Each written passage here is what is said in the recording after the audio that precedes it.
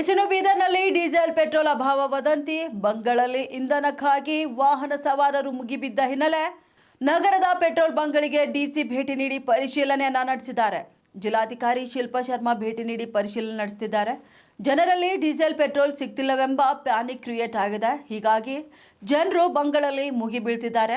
ಆದರೆ ಜಿಲ್ಲೆಯಲ್ಲಿ ಯಾವುದೇ ರೀತಿಯ ಡೀಸೆಲ್ ಪೆಟ್ರೋಲ್ ಕೊರತೆ ಇಲ್ಲ. ಜಿಲ್ಲೆಯ ಜನರು ವದಂತಿಗಳಿಗೆ ಕಿವಿಗೊಡಬಾರ್ದು. ಅವಶ್ಯಕತೆ ಇರುವಷ್ಟು ಮಾತ್ರವೇ ಡೀಸೆಲ್ ಪೆಟ್ರೋಲ್ ಖರೀದಿಸಬೇಕು. ಅವಶ್ಯಕತೆ ಇರದಿದ್ರೂ ಕೂಡ ಪೆಟ್ರೋಲ್ ಡೀಸೆಲ್ ಸ್ಟಾಕ್ ಮಾಡಿಟ್ಕೊಳ್ಬಾರ್ದು. ಅದರಂತೆ ಗೃಹ ಬಳಕೆಯ ಗ್ಯಾಸ್ ಸಿಲಿಂಡರ್ ಕೊರತೆಯೂ ಕೂಡ ನಮ್ಮ ಬೀದರ್ನಲ್ಲಿ ಇಲ್ಲ. ಜಿಲ್ಲೆಗೆ ಅವಶ್ಯಕವಿರುವಂತಹ ಇಂಧನ ಮತ್ತು ಗ್ಯಾಸ್ ಸಿಲಿಂಡರ್ ಸರಬರಾಜು ಮಾಡಲಾಗ್ತದೆ. ಸಾರ್ವಜನಿಕರು ಅನಾವಶ್ಯಕವಾಗಿ ಪೆಟ್ರೋಲ್ ಬಂಕ್, ಸಿಲಿಂಡರ್ ಏಜೆನ್ಸಿಗಳ ಮುಂದೆ ಸಾಲುಗಟ್ಟಿ ನಿಲ್ಲಬಾರದು ಎಂದು ಬೀದರ್ನಲ್ಲಿ ಜಿಲ್ಲಾಧಿಕಾರಿ ಶಿಲ್ಪಾ ಶರ್ಮಾ ಮಾಹಿತಿಯೊಂದನ್ನು ನೀಡಿದ್ದಾರೆ.